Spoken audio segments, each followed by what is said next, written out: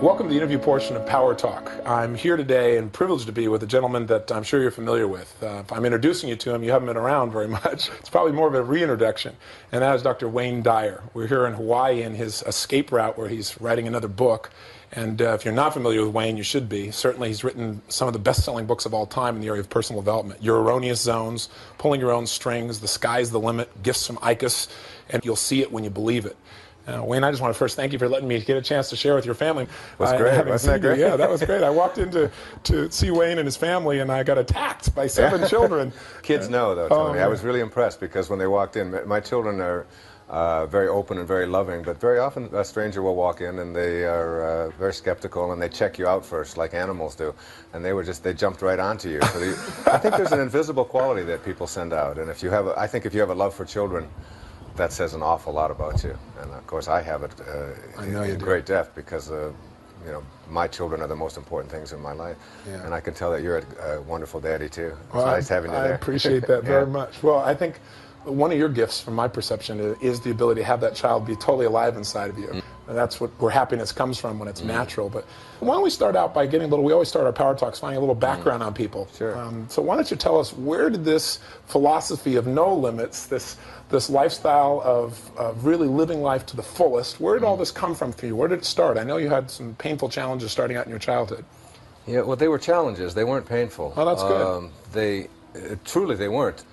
See, I grew up I spent 6 or 7 years in a series of foster homes. My mother had 3 boys by the time she was just a very young woman, and my father had spent some time in prison, and he was abusive and an alcoholic and an irresponsible person, and he stole from everyone, and this is why he went to jail. And he also just abandoned his family when I was just an infant.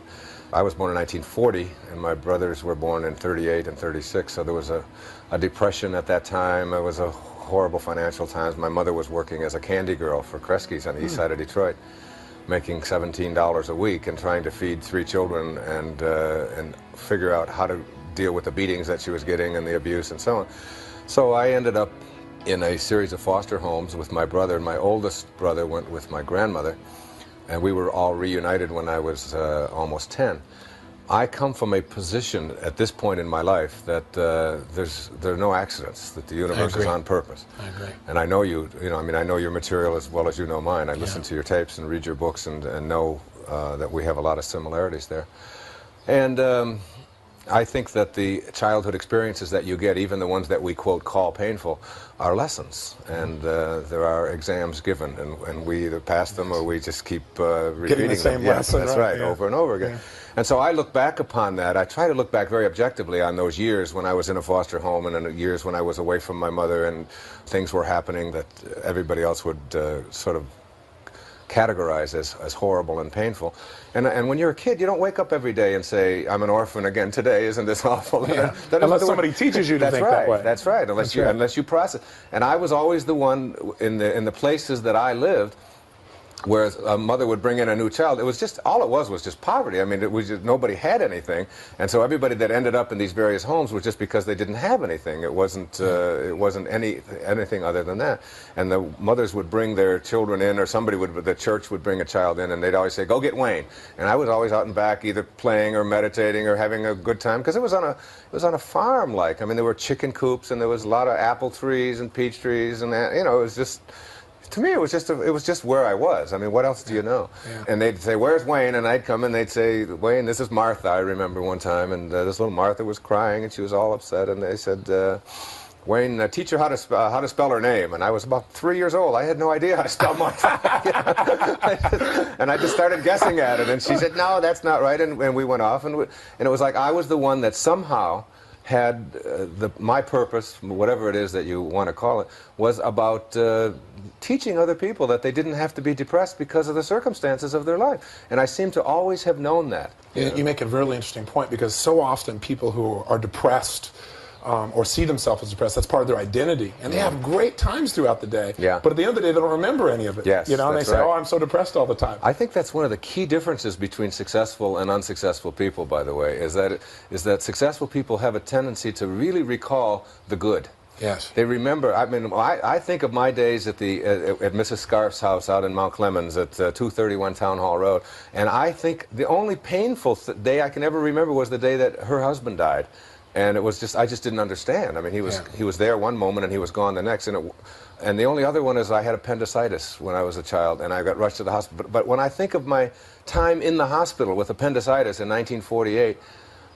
I remember the flowers, and I remember the people. So I remember the nurses. There's a big black nurse who would come in and put us on her knee because they had to give us penicillin in those days in these huge, and they used dull needles and huge doses. No. And she was always the one who would coddle me and take care. I mean, I remember seeing my mother every day.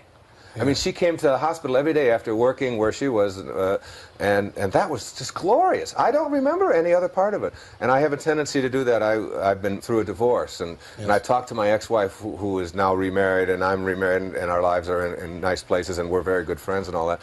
But whenever we would talk about what was going on in our marriage, she would always point out all of these things that I didn't even remember. You didn't take the kid on Halloween. I said, well, I remember being there on Halloween.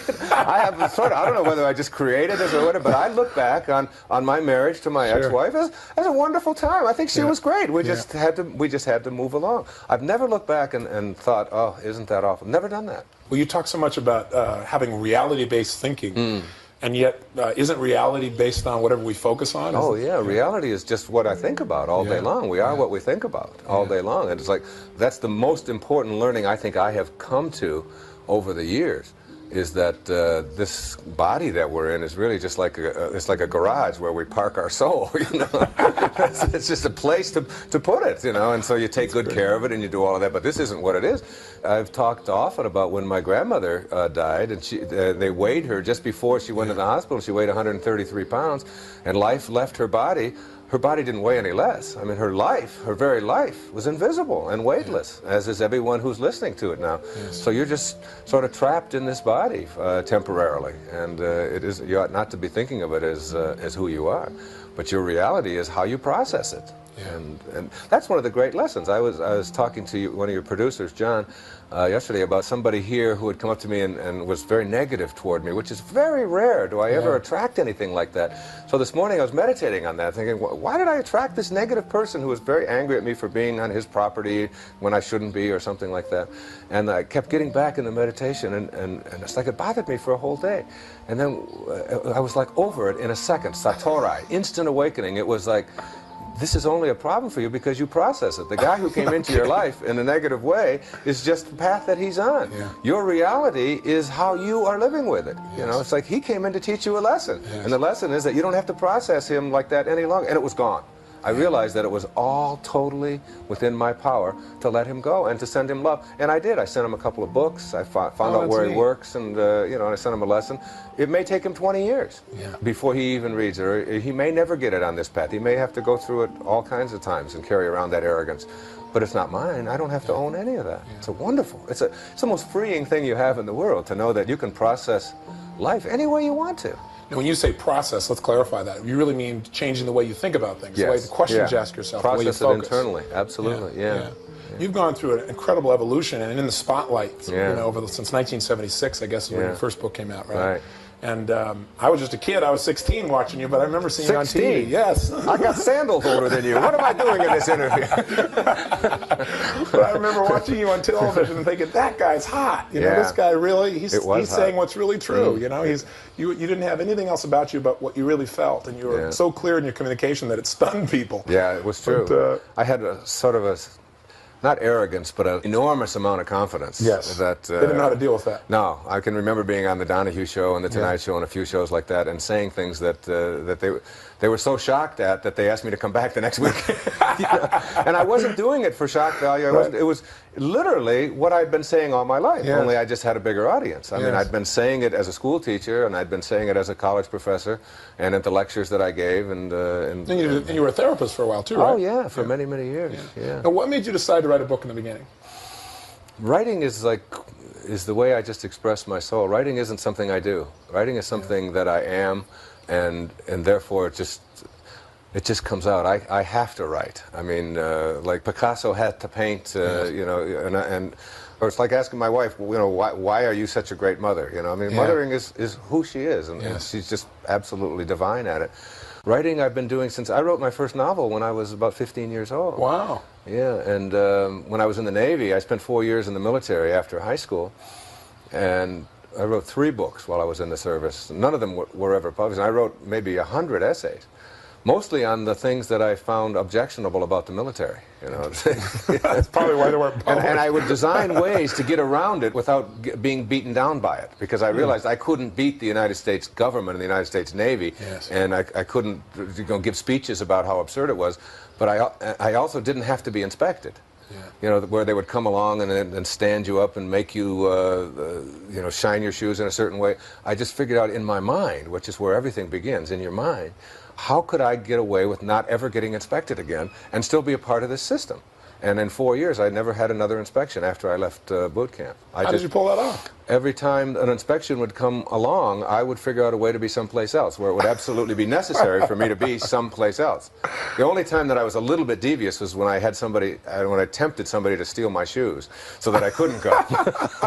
I had to leave them out, but I would rather have lost my shoes and buy a new pair than to a man who needs to express his individuality and freedom anyway, whatever is necessary. It's true. It absolutely is true. Fantastic. And I left the service knowing that I wouldn't ever go back to that. And it was the great lesson of being in the military. Yeah. The great lesson is that life, in your life, you have to learn not only what you love, but what you don't love. And you have to experience, I think, what you don't like, and then know it, and then know how to go beyond that. And spend the time in the place you want to live and how you want to be. Yeah. That's neat. Yeah. I know when you put your first book together. Well, first of all, can I mention what you shared with me downstairs? Sure, you can mention anything. Oh, I appreciate that. I got a chance to visit with Wayne downstairs in his room where he's doing his writing here in Hawaii, and I was amazed. There are some similarities between us, but I think maybe even more extreme on your part.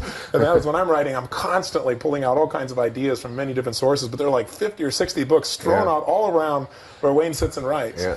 And he bounces along and pulls from each of these. Now, why don't you describe a little bit about how you write, because I think it's how you live. There's a great deal of trust there. It's called surrendering. I learned to do it about 10 years ago when I really honed this, and that was when I was speaking in Houston. There were about 3,500 people who had all paid a lot of money to come and hear me, and it was an evening with Wayne Dyer. And I had all my notes all arranged in exactly the way I wanted to, and everything was just exactly perfect.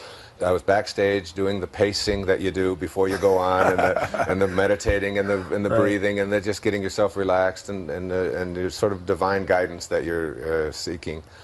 And I realized that I didn't have my notes. They were gone. Yes. And they were back in the hotel room, which was 30 minutes away, and I was going on in 10 minutes. So I walked out on stage without any notes for the first time, and I surrendered. In that 10-minute period of time, I just said, all right, you know what you're doing, and you know how to do it, and you're good at this, and you're here for a reason, and there are 3,501 people in this room, and you're the one who's speaking, and 3,500 have paid to come and hear you. There must be a reason for that, and so get on purpose. Get on purpose. Get off of your outcome. Get off of how well you do. Get off of how much money you're being paid. Get off of all of that, and get on to what are you here for? Yeah.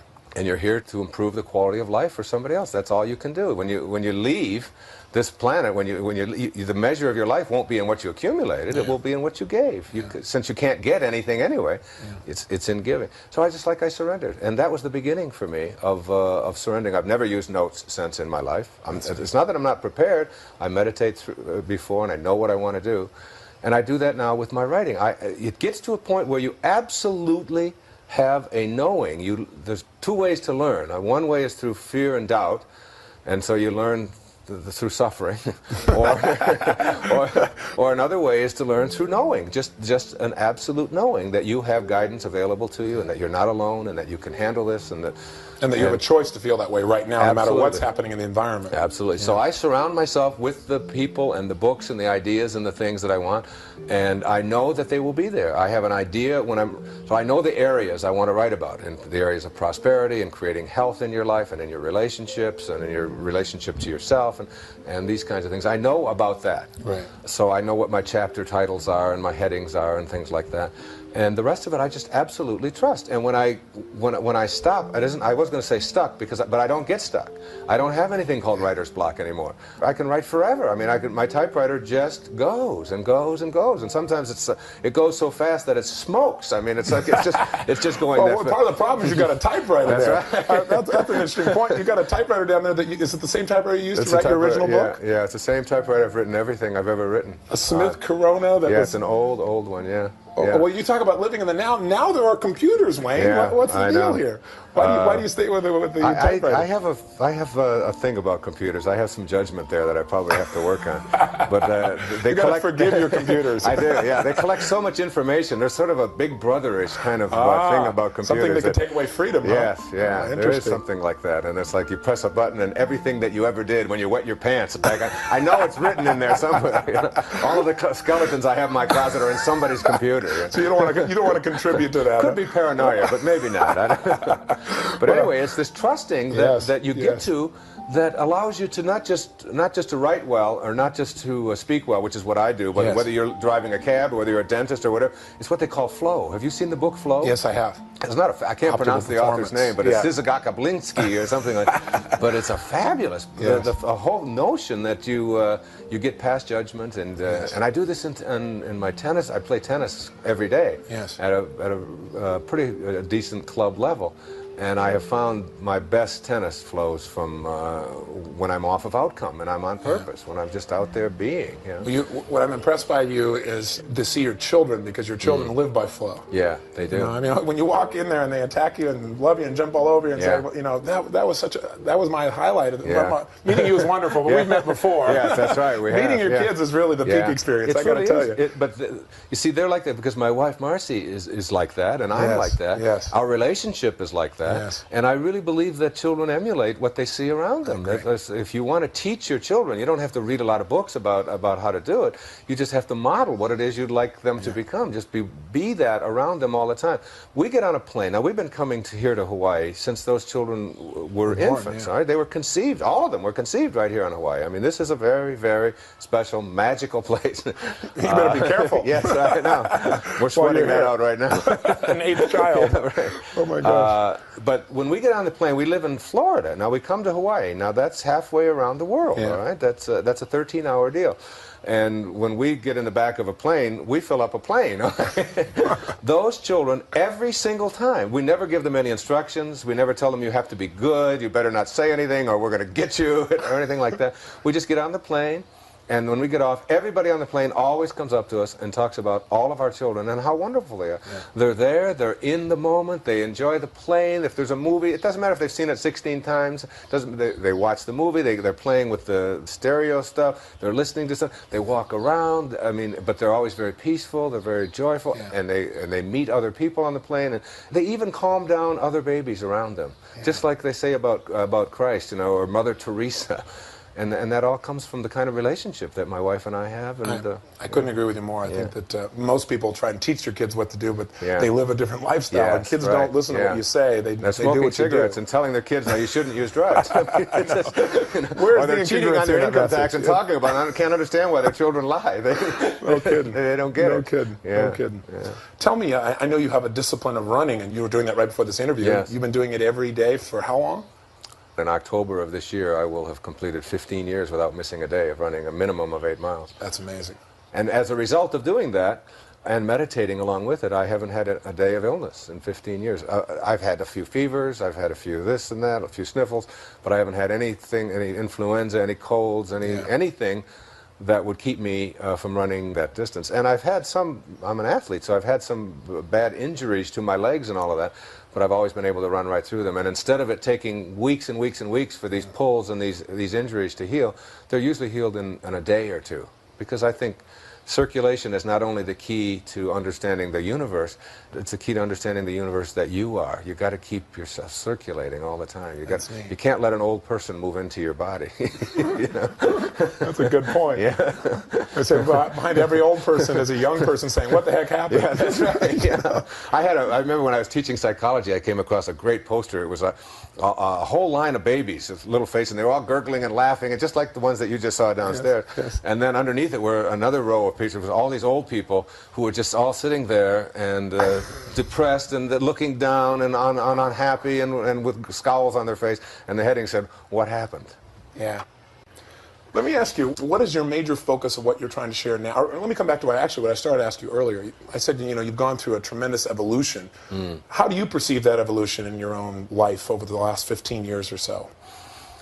The evolution is one of, instead of teaching people how to manage their emotions or how to avoid being victimized, I think it's the difference between self-help and self-realization, I guess.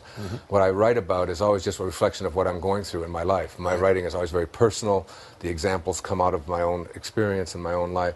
And my life has undertaken a dramatic transformation from a person who used to be a human being having a spiritual experience, as I said, to a spiritual being having a human experience. And I know, profound difference there. Yes, it is. And I know that who I am is divine. I'm a divine necessity, and each person listening is as well. And I know that there's a grand purpose, a heroic mission that every one of us has on this planet. And I think that my lessons have been much more spiritual, much more peaceful. Consequently, my life has become much more peaceful. And when my life is in harmony and serene, then my writing is that way. I think my writing flows more now. I think my message is that I know I'm not alone. I know that, and I guess if I know I'm not alone and I can go to a higher place within myself, that I believe that anybody can. That the same intelligence that flows through you is the same intelligence that flows through me. The only reason that I can't wiggle your finger is because I believe that I'm separate from you. But it's a oneness that is there. And I've met a beautiful, beautiful man. His name is Deepak Chopra. Oh, yes. Yeah, we met him recently, and he's invited us to come out and visit Deepak and I him, have become very, very friendly. Incredible man. Yeah, he is. And as a matter of fact, my wife just was diagnosed as having a cold nodule on her thyroid and was told that it was 2.5 centimeters and that she would have to have surgery. She went to 3 different endocrinologists, specialists, and each of them said that she would have to have surgery. And that same day I met Deepak, the same day that we thought that my wife might have cancer. They said it could be cancerous and they couldn't take a chance. And that very same day, Deepak and I were doing a program together in Seattle, and along with Louise Hay and Shakti Gawain and Kriyananda, and it was a very, very special day. And Deepak and he came to me. Here's this man who's a physician and who grew up studying under Maharishi. I mean, just a brilliant man. And I'm ready to just bow to him, and he's bowing to me, telling me how much he loves me and how much he appreciates my work and all that. And we became like soul brothers. I mean, it was like a man I experienced love for instantaneously. And he invited Marcy to come up to his Ayurvedic medicine place up in Lancaster, Massachusetts. And she spent a week up there for the first time in 10 years that she slept alone, that she has been away from the children or away from me. And she went up there alone, and our 16-year-old daughter, we absolutely knew that she could handle this. And she handled 5 children for a week and just became, I mean, an unbelievable mother, from sort of a wild kind of teenager who likes to go out and be a teenager, I mean, to a totally, completely responsible person, because we believed that she could do it. Yes. And my wife went up there for a week and worked with Deepak, and he gave her herbs and oils and cleansed her system. She came back, and in 1 week's time, Tony, she went back to the 3 endocrinologists, and the cold nodule is gone. That's fantastic. It's gone. That's fantastic. But she never believed for a second. I mean, it isn't like she said, "Oh, maybe I have cancer," but it wasn't like that. She absolutely said, "I'm not having surgery. I'm not interested in this. I know that I can do this. I know I can get rid of this. And all I have to do is just get my body balanced." And that's what Ayurveda taught her. That's what Deepak. So we're doing a program together. East meets West, kind of. And he said to me, he said, "It's real interesting." He said, "I came to the same conclusions about personal transformation and spirituality and this divineness." He said, "I was raised in that tradition, and I went through medicine, and I'm a scientist." He said, "You grew up on the streets of Detroit, and you came to the same kind of conclusions." And truth is truth. Yeah, and it's like, here we are now talking about various levels of higher consciousness, the different levels that you can reach in your life, and it's been magnificent. It's really been a joy to be associated with him. And that's really the difference between now and then. I mean, you talk about the transformation. The real difference is that I know I'm not alone now, and I know that there's a divineness that's in all of us. What triggered that knowingness? Because so many people know it intellectually, but they don't embody it emotionally. I try to think of what it, you know, like what, because we're always looking for things in the physical world that describe, you know, what it is that happened. But there's a word in Zen tradition called satorai. We don't have a translation for it in English because we don't do it. That's a real good point. Yeah. We don't have a word, we don't have an experience. That's right. But it's like, in Japanese it's called shibumi. It's effortless perfection, or instant awakening.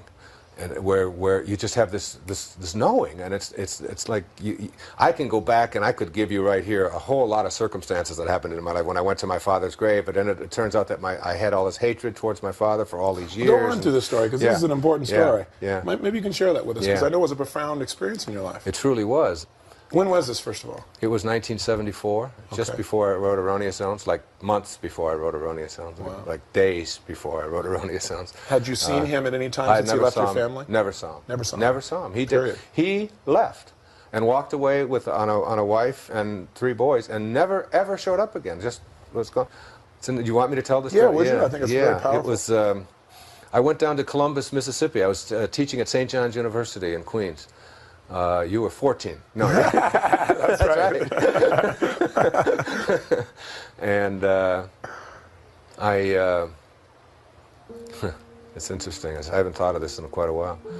I had a cousin who was my father's sister's child, whose name was Dorothy Phillips, who I had just met a couple of times. They would never give any information about my father. I was always looking for my father. I spent a lot of time looking for my father. Why did you want to find him? I wanted to meet him in a bar. I had a fantasy of just going to a bar and sitting down and saying, "I'm your son. Let me." And this was long before I became well known or anything. Yes. This was just. I just wanted to know who this guy was. You know, when his mother died, I found out his mother died. I went to the funeral, and I was only 13. I was the only one that went, and I went only because I was hoping that he would show up. You know, just so I could meet him, but he didn't come. Wow. Anyway, I spent a lot of time looking for him. Then I would always run out of money, or I would run out of desire, or I was just being guided to stay away. Because I know now. See, I can just interject that I know now because I have conversations with my father, and I can see my father in my meditations. I mean, his soul is there, and in many ways it guides me. I mean, I really think that his life was a lesson for me in how not to do things. And so I've used it that way, and I see the blessing there. But anyway, 1974 rolls around. I'm 34 years old, and I go down to, I'm invited to go to Columbus, Mississippi to do an investigation of the civil rights legislation that had been just passed in the 60s when Johnson was president, and to see whether some of these colleges in the South were abiding by them. And I was just like a federal consultant, and I would go on campus sort of incognito, and I would sit in classes, and I would write my report, and then I would send it back. And I agreed to do this for a weekend, and Dorothy, meantime, had called and left a message that she said, your father is dead. And I didn't know this up until then. Wow. Yeah, she said, your father is dead. He died in New Orleans. And she gave me the date that he died. And she said, he's been dead for a while. And it was a shock. I called my mother. I said, did you know that? I asked none of us knew that. You know, he'd been dead 7 or 8 years. So I got down to Columbus, and I looked on a map, and I was only 200 miles from New Orleans, and I called the infirmary where she gave me the name of the infirmary, and he was an indigent, and they said they found out that he died of cirrhosis of the liver, and he was 49 years old, and they said we don't have any record of where his body as an indigent was just shipped to Biloxi, Mississippi. So I said, "Well, I'm going to Biloxi." I mean, I was on a journey then, and this was a spooky time for me, and it gives me that Kundalini feeling right now. I can see it. I can feel it. Yeah, it's like I get very teary when I think about it, and I went to the rent-a-car place, the National Rent-a-Car, and there was only one rent-a-car place, and this is a dinky little town in Mississippi. Okay, at the Mississippi State College for Women, I think it was, and. I went to the rent-a-car place, and they had one car, and the car was a brand new car. It was a 1974 Dodge Coronet. Okay, it was a blue, and it had no miles on it. 0.9. I said, what? Did they make this car here? How did this car get here? And that car had been shipped in that day, and I was the first person to drive the car. And it was, in fact, it was so new that the plastic was on the seats.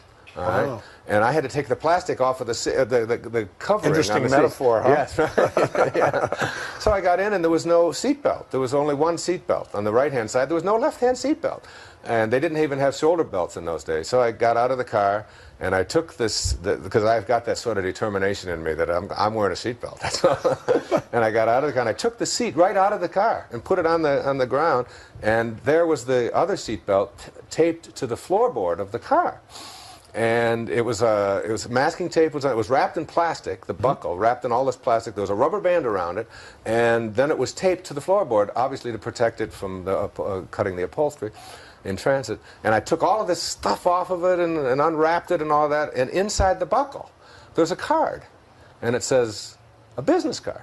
Inside the buckle of this brand new car. This is a true story. And it said, Candlelight Inn, Biloxi, Mississippi. So I took the card and I just said, that's interesting. I'm going to Biloxi. It's 200 miles away, a 4-hour drive. It was on a Friday afternoon. I put the card in my pocket and I drove down to Biloxi. And I didn't think much about it. In fact, I picked up a hitchhiker on the way and a kid who was, a migrant fruit picker, and I took him someplace else, and I went about an hour out of my way to take him somewhere. And we finally got to Biloxi. I got to Biloxi, and it was about 10 minutes to 5 on Friday afternoon. I think it was the 22nd of August. Reader's Digest did this in a story because, so they checked out every detail of this, okay? I mean, every detail. Oh. And I went to the phone book in the gas station outside of Biloxi. When it said, welcome to Biloxi, I went into the next desk, and I just looked under cemeteries. I was just figured he's got to be buried in Biloxi. What else would they do with him, you know? And I didn't realize that I was on a real journey at this time. And I called the first cemetery and there was no answer, and the second one it was busy, and the third one was a real small listing, like it was an inferior cemetery. You know? Maybe they didn't bury them real deep or something, I don't know. But it was like a real tiny list. So I called it, and it turns out it was just a cemetery plot on the back of another piece of property. And an old man came to the phone. And they kept their records in Coca-Cola can boxes. The Coca-Cola can. He had to go back. He said, well, we don't have records here exactly. I said, I want to see if a Melvin Lyle Dyer is buried here. And he was gone for what seemed like an eternity, but he came back and he said, yes. He said, he's buried here. And my heart was just beating as fast as you could imagine. I said, well, how do I get there? I'm in Biloxi and I want to come over there. I really feel like I need this. It's my father and I've never met him. And he said, well, I got the death certificate right here. He said, he's buried. He said, your father's buried on the grounds of the Candlelight Inn. Oh, my gosh. And he said, just find that, and it's just inside a town. And I reached into my pocket. It's a true story. That's incredible. And I took the card, and on the back of the card is a map imprinted on how to get to the Candlelight Inn. I mean, it's printed. It's got these arrows that go to... And I was only 6 blocks away, and I put it back, and that's when I started getting the BGBs, whatever you call them, heebie-jeebies. And I went to the gravesite, and this was in August of 1974, and I stood there. I was 34 years old, and I stood there, and I was sobbing. There was just a little plate on the ground that said Melvin Lyle Dyer. And I sobbed, and I sobbed, and I cried, and I talked, and I was there for 2.5 hours. It was almost like there was magnets on my feet. I couldn't leave. It was until 7:30. In fact, there was no entrance there. I just had to. There was just a chain across there. He asked me. He said, "When you leave, just put the chain up across, because they didn't want other vandals and that driving through there." And I left there, and what I did in that time, which was so significant for me, and it's why I think of it as an event that was like an unfolding in my life. Spiritual awakening. Yeah, it was a spiritual awakening. It was like I forgave my father. That's what I had to do. And I think of forgiveness. I mean, I've studied this now, and I wrote a whole chapter about it, and you'll see it when you believe it. Forgiveness, Mark Twain had a wonderful definition of it. He said, forgiveness is the fragrance that the violet sheds on the heel that has crushed it. Isn't that beautiful? Ooh, that is about as beautiful thing I've ever heard. Oh, that's amazing. And it's like, I think of forgiveness as like a snake bite. You know, it's like you get bit by a snake and you can't unbite yourself. I mean, but nobody ever died from a snake bite. A snake bite doesn't kill you, it's just a bite, you know, and we get bit all the time in all different metaphorical ways. What kills you isn't the bite, it's the venom that circulates after the bite. Well, mentally or metaphysically, the venom that circulates in you after the bite, after the things that have been done to you, is the hatred and the anger and the unforgiveness. And you think of Christ on a cross, and you think of a soldier, remember from King of Kings. I'll never forget that image. And Father, forgive them, for they know not what they do. What he's really saying there is, they don't know that they're throwing a spear into themselves when they throw a spear into me, that we're all connected, that we're all one. And until you get rid of that venom, it will destroy you. So whatever it was that I was carrying around towards my father, which was being manifested in all kinds of conscious and unconscious ways in my life, I let it go in that moment. And it was like my father was there with me, Tony. I mean, he was just, and he's with me now. I mean, in fact, I can feel his presence here now as we speak. Always saying to me, like, where I am, there's no judgment. You know, there's no good or bad here. There's no right or wrong in this. There's just like, tell my story if it's going to help somebody to forgive somebody, you know. And that was my purpose. And every time I do something that is generous and loving and good and helpful to other people, I feel like my father's smiling on me. And once I forgave him, it's funny because in my life at that time, that's when I was getting divorced. I was going through a struggle. That's when I was overweight, like 25 or 30 pounds. I wasn't running. I didn't start running till the year after that. And my writing was really suffering. I was writing professional article stuff just to publish or perish, okay? That's where I was. I was trying to get published in different professional magazines and all of that kind of thing. And I'd send stuff in. It was just stuff that, you know, you wouldn't want to read because it was just quoting everything else. And it was, you know, the kind of professional stuff that everybody does. They write to each other. Nobody else reads it. And then when you do write something that appears in Family Circle or Reader's Digest or whatever, or even the National Enquirer. That's right. 5 million people read it. I mean, give me 5 million neurotic people reading the Enquirer to fix. That's right. Rather than a whole bunch of people who are just going to write back in another letter to me only in the form of another article. So I let all of that go. And I went back, and Erroneous Zones I wrote in 18 days. In 18 days? 18 days. Wow. 18 days. And there's 22 million of those in print today. You know. That's amazing. Now, it didn't take off right away. You had to take some action. It didn't take off at all, no. It's, they had one printing, and they expected it to do very little. And they met their expectations. Yeah, they were. They told me they had what they call a list mentality. They said, this is the list. You're on the March list. And it's a clever little title, and it's a nice little book. And if we sell the books that are on our list, they had a first printing of 3,500, then we'll be happy, and you'll make a little money, and we'll make a little, and then we'll move on to the next list in April, and so on. And that was the mentality. And that's a big part of the mentality in publishing today, as you know. So I just said, well, what will happen if the first printing sells out? Just if. I know it won't. I mean, that's what you're saying. It won't. But just if. His name was Lou. All right? And Lou said, wait. He said, you're an unknown. He said, it's 3,500 books on hardcover at $7, $6.95. I mean, that was like an outrageous price to put on the book at that time. I said, but just if. And he said, well, if they do, we'll have to put a second printing. I said, okay, fine. And so I became, they wouldn't let me buy them. I tried to buy them. They wouldn't let me. So I became a bookstore. I was in New York at the time, and all you have to do to become a bookstore is just give them a number in Albany, and you're a bookstore. So I became a bookstore by just giving them a tax number.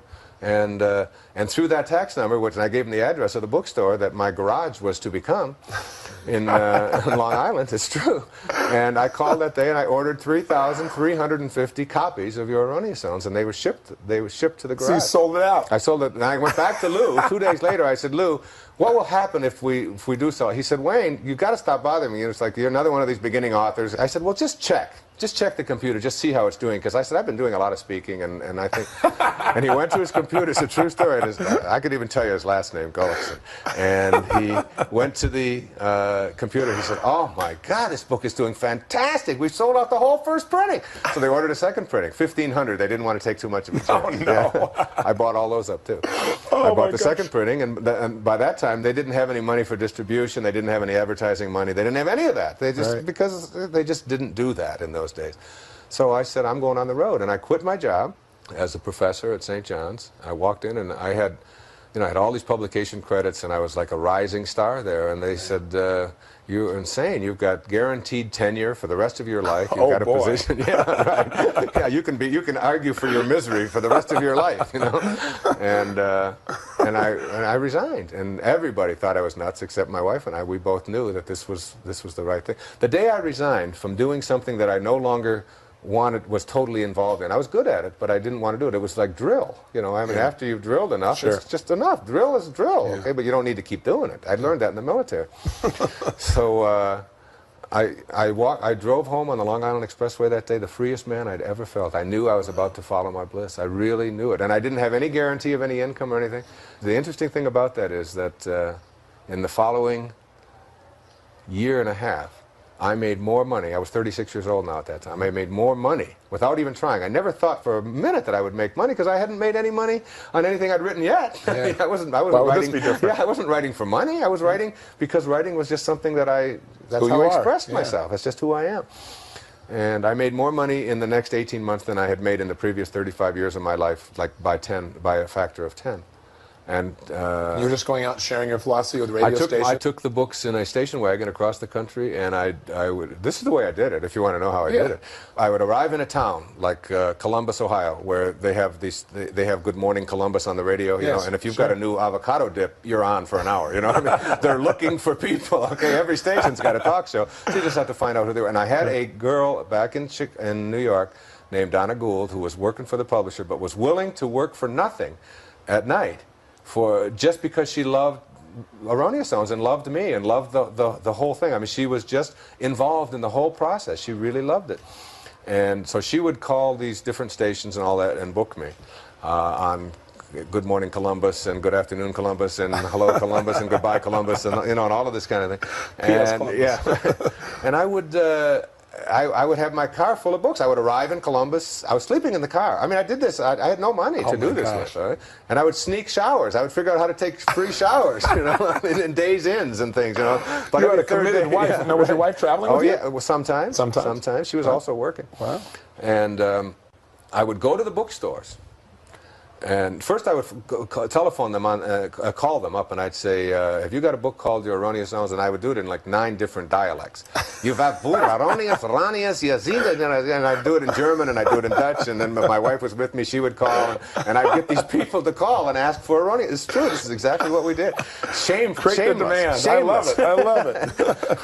But I knew I was going to create the demand. I mean, I didn't think I was doing anything you know, immoral. I was just creating the demand for what it was that I believed in. Yeah. And besides, I had 5,000 books I had to get rid of because I had no distribution at all. So you were what we call committed. That's right. I was totally involved in the process. And then I would go on the air. Okay. Yes. And I would do what we're doing now. Yeah. I never tried to sell my books. I never gave the title out. I never said, oh, by the way, my new book is called, and oh, yes, my book is this, and you've seen this on the air. Sure. And every time somebody does that, you say, well, they're not involved in it. They're just trying to sell me something, and you move away. I didn't do that. I was just selling myself as a person. I was just talking like we're talking. Yeah. And when people talk and are committed and are involved and are authentic and are enthusiastic about what they're saying, people respond. People want to know more. Yeah. They just want to know more. It's why I let everybody tape all my talks. I never deny anybody to tape to this day. Yeah. In fact, I not only allow it, I insist on it.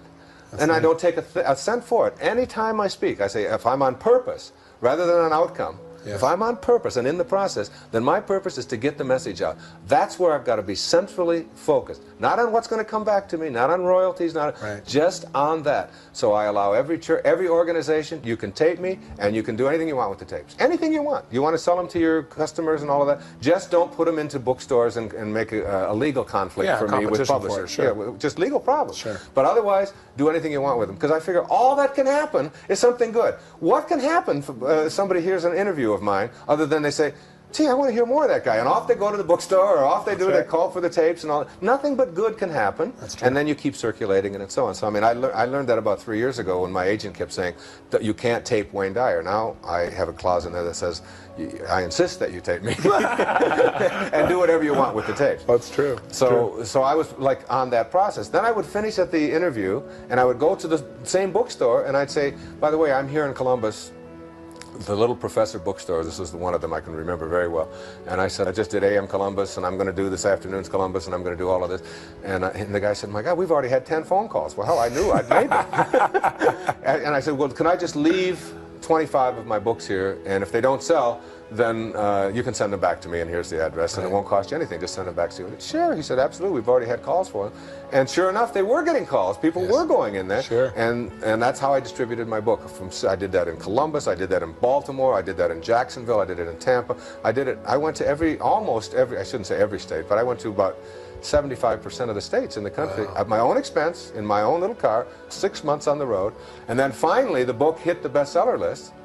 And it was interesting because the Tonight Show was the show that everybody wanted to get on in those days. That's when it was an hour and a half.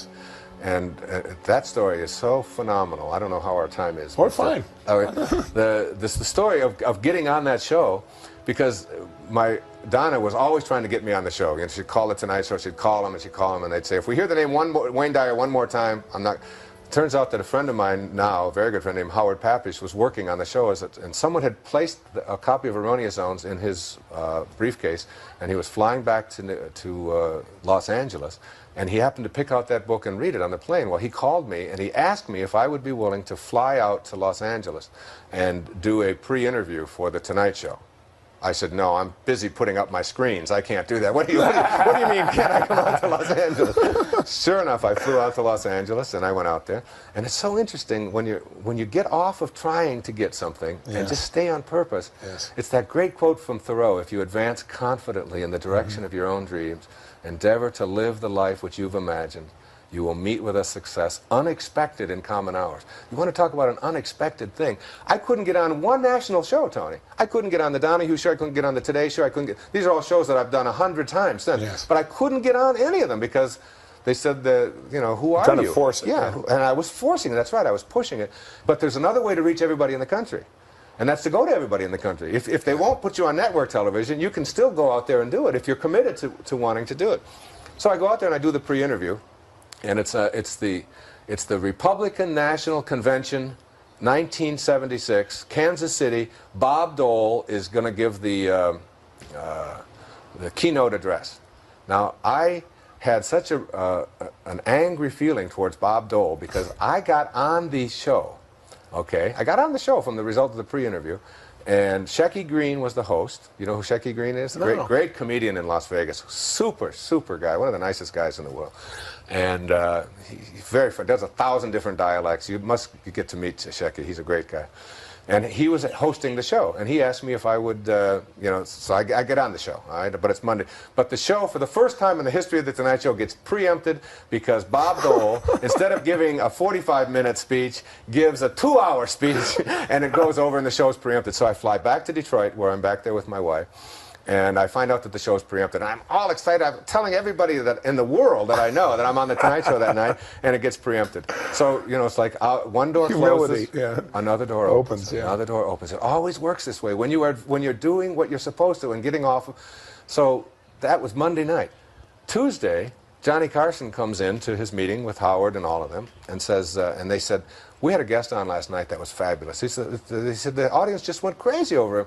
And Carson said, well, if he was that good, he said, I'd like to have him on before they show that preempted show, which was scheduled for a week from the following Monday. They were going to just set it in there. So I get another call from Will you fly back? Will you fly back? This time when I fly back, there's a limo, and I got a first-class ticket. And, you know, things have really changed. And I've got my own dressing room. The first time I went in there, it's like, you can dress in the toilet over here. Now I'm in there, and they're pressing my clothes, and they're cutting my hair, which is really like a, you know, not a big job. It's, you know, they charge for a search fee when they do mine. So I go on the show on Wednesday night. This is like 2 nights later, and I go on with Carson, and Carson says, and we only have maybe 7 or 8 minutes. It was just great. It was super. He was so good to me. And he said to me, you know, this isn't enough time for this. This is really terrific.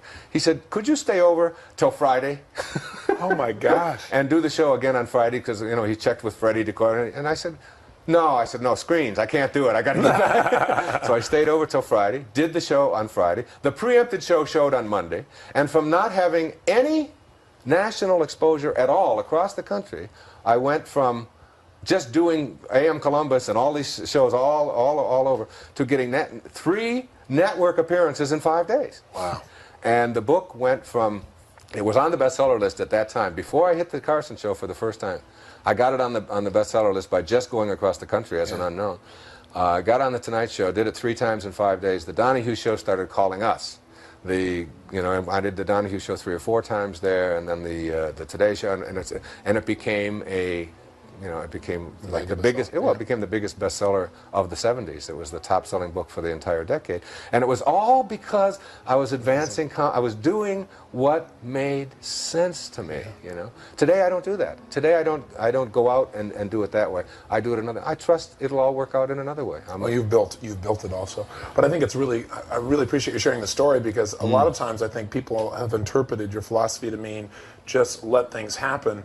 And the truth is, you're surrendering, but you're it's faith with work. As you faith with action. As you think, so shall you be. Right. Okay, so you act upon what you think about. Yes. If you're thinking about what's missing, if you're thinking about the scarcity in your life, if you're thinking about what's wrong, if you're thinking about what you don't have, if that's where your thoughts are and what you're constantly thinking about and processing your world that way, then that will be what you have to act on. You have to act on what's missing. It's just like in a relationship. If you think about what you don't like about somebody in a relationship, then you have to act upon that. Yes. Your relationship is really not located in another person. It's located in you, where everything is located, in that invisible part of you. Do you know what everybody said about the reason why Erroneous Zones was so successful? No. It was the 70s. It was the me generation. It was the exact right timing. Dyer was lucky. He hit it at the right. They don't know how many. But then I put 45,000 miles on my car one summer. Yeah. And that I went out and bought all of those books and all. It's like and took the successful risk. people are very, very lucky. Just ask any failure. They'll confirm it for you. This is true. This is true. Yeah. What is the most important? You've shared a couple of lessons, but if you were going to say the most important, say 3 lessons you've got in the last 10 years that you would share with people, what are they? I know it's at the top, and that is you become what you think about. Yes. If you want love in your life, send love out. Have love within you. Be loving. Yeah. If it's like I think of the orange, I always give the analogy of if you squeeze an orange, what comes out is what's inside. It doesn't matter who squeezes it or what time of day or what instrument you use or what the circumstances are. You can only get out of an orange what's inside. And if you extend the metaphor to yourself and someone squeezes you, that just puts pressure on you or says something or whatever, behaves in a way towards you that you find objectionable. And out of you comes anger or hatred or tension or stress or bitterness or any of that. It isn't because of who did the squeezing or the circumstance. It has nothing to do with that. As much as we like to convince ourselves of that, it's because that's what's inside. And what's inside is always within our own control.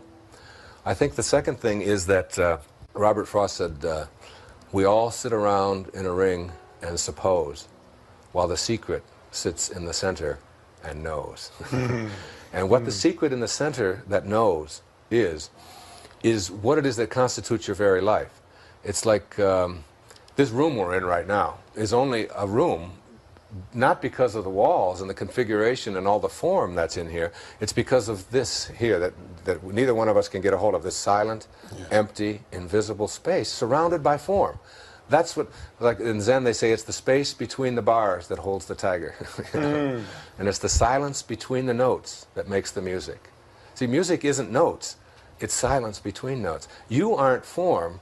That isn't what makes you who you are. What makes you who you are is the invisibleness surrounded by form. That's the secret that sits in the center and knows. Once you know that and make contact with that and realize that that is who you are, that it is out of nothingness. It is out of emptiness. It is out of that silent, empty space that you create every thought. Every sound. When you go to make a sound, the sound comes from that nothingness. So nothingness, what we call nothingness, which is everythingness, which is the Tao, and the Tao that can be described is not the Tao. You can't describe it. It just is. It's in every one of us. Once you know that and go there and consult that, then you can not only affect your own physical life, but you can truly affect the physical life outside of you. Deepak and I were having lunch, Deepak Chopra and I were having lunch up in Seattle this day, and we talked about doing this new program. We talked about there are 4 ways we were just toying. We said there are 4 ways to get strawberry ice cream. So let's think of the 4 ways to get strawberry ice cream. And he talks in this very wonderful Indian accent. Indian accent. In India, I talk with a funny Detroit accent. Right? And there's a lot more people in India than there are here. So we're talking about what are the 4 ways to get strawberry ice cream, and I said, well, if I want strawberry ice cream, I just have to have a thought, and the thought is I want some strawberry ice cream. Now I'll just go get it. Okay, so I go off to Haagen-Dazs or I go off to the grocery store and I get so that's like a thought, and then you act on the thought.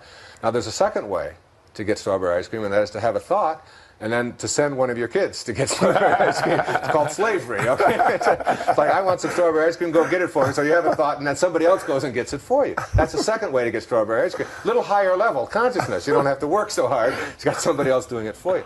There's a third way to get strawberry ice cream. And the third way to get strawberry ice cream is what Deepak offered. He said, you just think, I'd like to have some strawberry ice cream. And then someone walks by and says, excuse me, is this your strawberry ice cream? And you say, wow. Yeah. I was just thinking of that, and everybody listening has had that experience. Absolutely. Where you just think of, you think of your sister, and you haven't seen her in 7 years, and all of a sudden she's calling you or whatever, and it's like you have affected. You don't think you have. You just think that's some coincidence. But we know that there's no chaos, that there's order in chaos at the subatomic level. We know that. So it's like you think of something, and then it just appears for you. And people say, well, if there's three ways, what could be the fourth? And we've seen this. Well, let's see. I'd like to have some strawberry ice cream. And you manifest it. Yes. You just manifest it. Yes. Or as Christ said, even the least among you can do all that I have done, and even greater things. I mean, the gift of fish and loaves, the gift of feeding others, the gift of and what do you do when you go to sleep? And when you're in pure thought? But everything you need for your dream, you manifest. So you need a Lamborghini. You need someone to chase you with a knife. You need a father that's going to abuse you. You need whatever characters you need for your dream, you create it. Now when you wake from your dream, you don't look back at your dream and say, where's my Lamborghini? Because listen, folks, everybody knows it's neurotic to be attached to an illusion. Oh, that's beautiful. I mean, why would anybody be? So all you have to do to learn not to be attached to this illusion is to die while you're alive. You know, that's what the Sufis say. When you die while you're alive, you look back on your life and you realize that you can't own anything. You can't have any of it. Yeah. So what you do is you detach yourself from it, and the more you detach yourself from it, the more you get. And that's the great lesson. Who is Wayne Dyer? I know he's a spiritual being, but what are your metaphors for yourself? Who are you besides that metaphor? That metaphor is so all-inclusive. Yeah. My metaphor is that I am not in the world. The world is in me. I really feel that in every cell of my being, the universe exists. It's like I'm like a pharmacy. I mean, I can create. What do I need to heal this body? For example, if healing is what I'm talking about, who Wayne Dyer is this ability to, if I need Valium, to create it. Sure. Deepak tells me the story of when he went to London. And there was a guy next to him drinking, he had 8 drinks before they had gotten halfway there. And finally he said to him, he said, look, he said, you're my buddy. He said, I'm going to buy you a drink. And Deepak said to him, I'm making my own. And it's like, knowing that. Like, yes. I mean, I know that who I am is those birds you hear out here right now. I mean, when I see them flying, I soar with them. That's who I am. I am all of it. I mean, I'm not separate. I'm not even separate from you. Like I said before, it's like I can wiggle this finger because I believe that there's a connection between some kind of a thought which is invisible and the wiggling of this finger. But I can't see that connection. I can't get a hold of that. And if I believe in the oneness of it all, that means that if you can wiggle your finger, that same oneness is there. Yeah. I've got to detach myself from my separateness and believe that I can't be you. I am it all. I am the sun that comes up in the morning. I am the birds that fly. I am the flower. I am that invisible force that is in every living thing that allows it to be. That's who I am. How do you help somebody who sees themselves as separate not only from life but every sense of life? How do you help somebody like that to bridge the gap to where they remember who they really are? The only way you can do it, I think, and I've been at this business a long time of trying to help people and writing books about it. A lot of books I wrote long before Erroneous Zones that were about counseling, and I was a therapist for years. I think that the notion of that when the student is ready, the teacher will appear. Yeah. So it's like all I can do is help people to get ready. That's all I can do. Yeah. And see, I mean, I picked up the Bhagavad Gita 3 years ago. Okay, now I've had the Bhagavad Gita in my library since I was in college, but I've never read it, and I've seen it on, I've seen it 100 times. Sure. So finally, one day I'm here and I pick up the Bhagavad Gita, and I read it, and I say to myself, it's about time they wrote something like this. This is really terrific. Okay. Then I see that it's about 2,500 years old, or 6,000 years old, or whatever it is. All right. And it's like, but it's been there all along. Yeah. But I wasn't ready. But when I'm ready, it's like it soars into my life, and I go to the mailbox, and what I need is ready. And it's like we were talking about earlier, when I need to give a speech, and I need to recite a poem, or even with prosperity, if I'm feeling like I need to have more money, or to my investments to be, but it's like it all gets, the right person shows up, and the right thing, it all gets handled. Yeah. It's like trusting your intuition and knowing that everybody has it. So all you can do is help people to get convinced that they have this power within them, that it isn't something I have and you don't. It's something that you have but you haven't used yet. Yeah. And the fact that you haven't used it yet is no reason to judge yourself badly, or even to be mad at yourself. You ought to be saying, I haven't been ready. You know, now I am. And as soon as you acknowledge that you're ready, when the student is ready, then you'll find your teachers appearing. And your teacher might be like my little kids who walked into your room. Yes. Or when John asked me, he said, will you do this interview? My first inclination was no. I am here doing something else. I'm here with my family and all of that. And then I got this, I meditated on it, and I got this really nice letter, and it was like, and I thought, I've got to talk to Tony. I've been wanting to talk to Tony. Yeah. And Tony's got something to learn from me, and I've got something to learn from Tony. So the opportunity is here, and we've like missed each other on a lot of occasions. Yes. I mean, we've been with each other, but we've also missed. We've been on the same programs in the same cities, where you spoke in the morning and I spoke in the evening, and you've been gone and I've been gone, and we've been sort of like being thrown at each other, but just sort of missing. And I said, we both got something to learn from each other, so let's do that. I've heard some things about you from other people that I didn't like. You've probably heard some things about me that I said, the way that you get it all in harmony is that you don't ignore it. You go with each other. So you walk into my house, and my children are in love with you in a second. You emit a beautiful kind of spirituality. I see that. Whatever you are going through in your life I know there are struggles with your fame. I mean, you've come very young, very fast, very powerful, and have got an enormous organization about you. And I wanted to say to you, I don't want you to get swallowed up by it. You know, I want the essential beauty that is within you to flower. And sometimes you have to say, I said that's one of the things you got to say is no. And I like to say it, but I'm not as good at it. But I'm a lot better at it than I used to be. So it's like what I'm saying is there's a mutual thing here. There's like I appreciate the gift, by the way, very much. Yeah, and likewise, I appreciate the gift of being with you. And so I just let go of all of the other stuff. I said, this is a wonderful opportunity. Let's do it. Yeah. And you know what that came from? That came from nothingness. That didn't come from anybody telling me how to do it or what I should do. That came from trust. Came from my own intuition. Trust, surrender.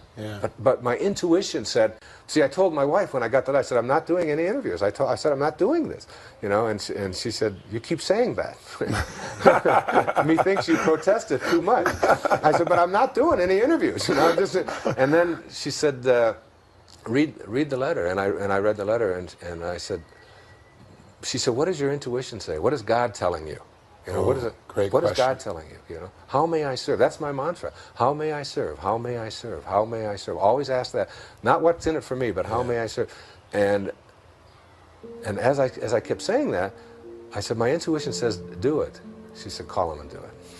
Wow. And that, I have another thanks to make when I go downstairs. Yeah. So, but we do that with each other all the time. It's neat. Like that, and that it's like trusting that intuition. You know, it's a very, very powerful thing, and it's like it never ever guides you wrong. The only time in all my investments that I've made and I have a whole financial philosophy of giving a certain percentage of it away unconditionally, and also paying yourself first. You know, it's like reinvesting what you make back in yourself and in your family and all that.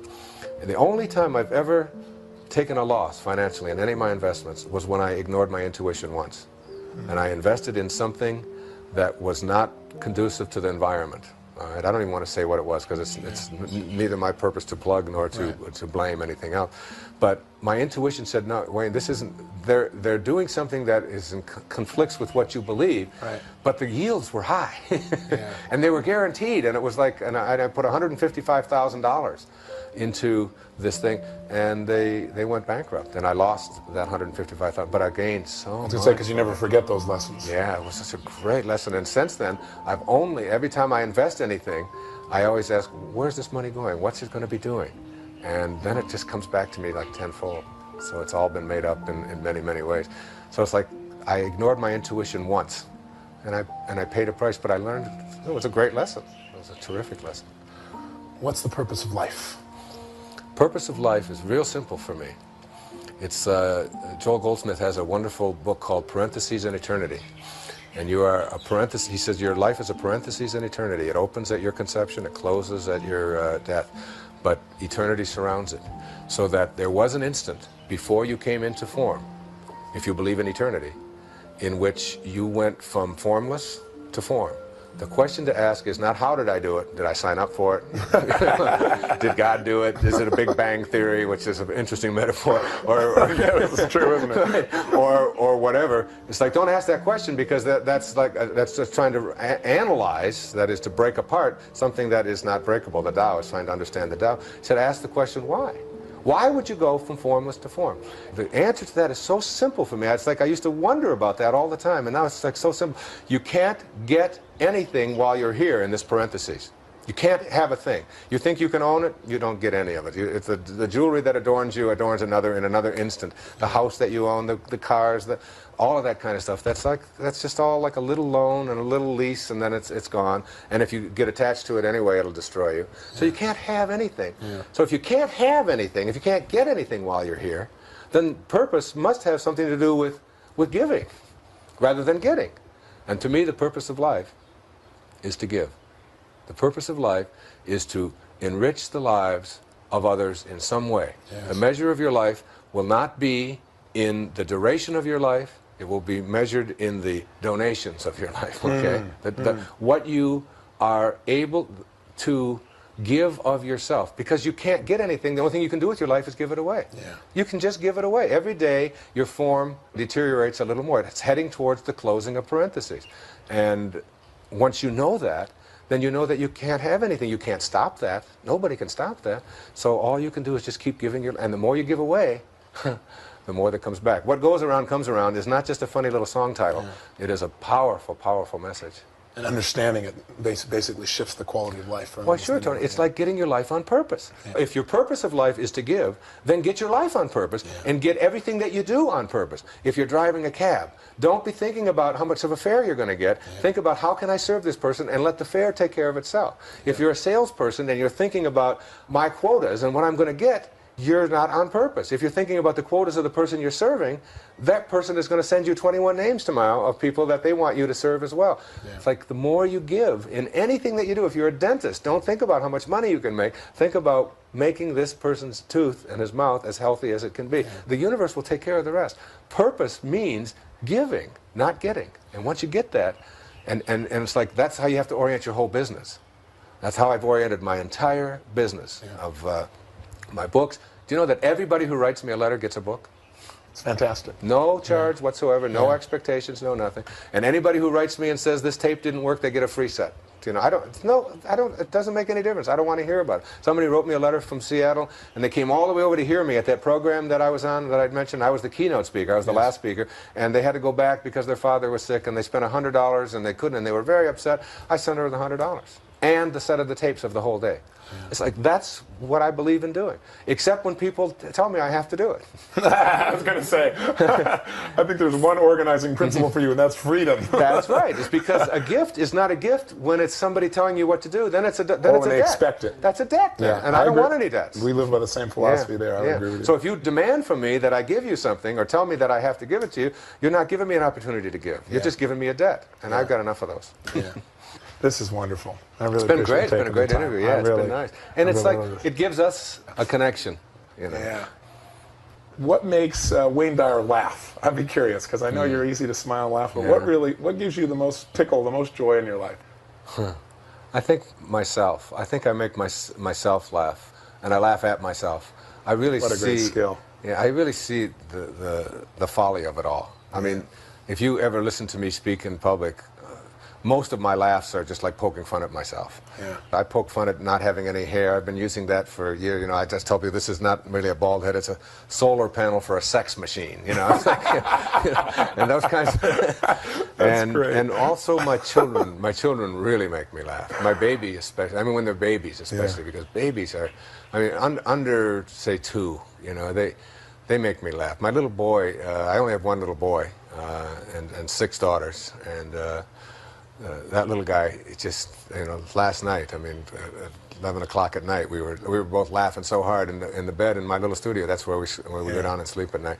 And just telling stories. I ask him, he always says, tell me a scary story. I said, well, you tell me one. And he just made up the funniest, craziest kinds of things. Children make me laugh. Animals make me laugh. But I really laugh at the folly of it all. I mean, so many people think that we come into this world and we have just this short time and then it's over, and there's no joy, there's no laughter in that. To me, I mean, I'm laughing at the. Someone once said that he said, I don't try to make my audience laugh. He said, I try to make God laugh. Whoa, that's great. And I really like that. It's that's like, nice. yeah, it's, that's nice. I think he's laughing all the time. Yeah, that's right. Yeah, there's a wonderful story that Yogananda tells of a black man in the South back in the 40s and 50s when it was really, really terrible down there and he worked in a white church, an all-white Baptist church, where they wouldn't allow, but he was the janitor, and they wouldn't allow any black people to come in and worship, and over he would ask the minister, couldn't I just come in and worship with you on Sunday? That's all I really want to do. And the minister said to him over and over again, I can't let you do that. I would lose my job. I would like to, but I can't. So finally he went and got into deep prayer, and in his deep prayer he asked Jesus, you know, why Christ? Why can't I just pray with those same people where I work every Sunday? And Jesus responded to him, I've been trying to get into that church for 20 years and they won't even let me in. and it's like it's a metaphor. Like, that's wonderful. They think that they're praying to me, but I can't even get in. So it's, or Churchill had one of the great lines of all time. We'll talk about humor and great people. He was a man that I really admired. I remember the day he died. I was teaching at a school in Detroit, at Pershing High School in the inner city, and Churchill was in the hospital, and he was prime minister in 1945, and just after the war was over, and he was having such a struggle with Parliament and all that, and he had to go into the hospital for surgery, and a nurse came in, and she had to give him a bedpan because he couldn't get out of bed, and she was carrying out his bedpan. And and he started laughing uproariously, and she said, what in the world are you laughing about? And he said, I was just thinking that that's the first movement of mine that's been carried out since I've been prime minister. Those kind of, you know, and you know, like all of the great ones have that kind of a sense of humor. That makes me laugh. In those moments. Yeah, that makes me laugh. How do you want to be remembered?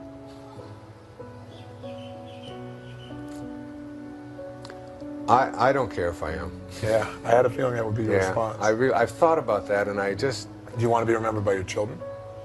It doesn't matter. Yeah, I just want to be with them while I'm here and love them and be as loving as I can, and then whatever they do with it will be what they do with it. Whatever. See, I always tell my children that your reputation is not in your hands. Like you and I both have a very public reputation, right? But I've heard some wonderful things about you, and I've heard some really scabby things about you, and vice versa. Right? But it's not your reputation is located in all the other people. If you give a talk to 2,000 people, you got 2,000 reputations. That's true. And you have no control over it whatsoever. Yeah. You go to school, I tell my children, you go to school and there's 30 kids in your class, and you got 30 reputations every day. Yeah. And you have the only thing you have control over is your character. Yeah. And that is yours. So it's like when you do go out into the world, don't be concerned about how you'll be remembered, because that's just going to be, if there's 10 million people exposed to you, there's going to be 10 million remembrances. That's true. Just be concerned about your character, and that's what I try to do. I try to walk the talk. It's clear you do, and I think your greatest gift is that you are a character. Yeah, that's true, I am. Yeah. I've appreciated this time with you very, very much. Thank you. God bless you. I God appreciate bless it. you. Yeah.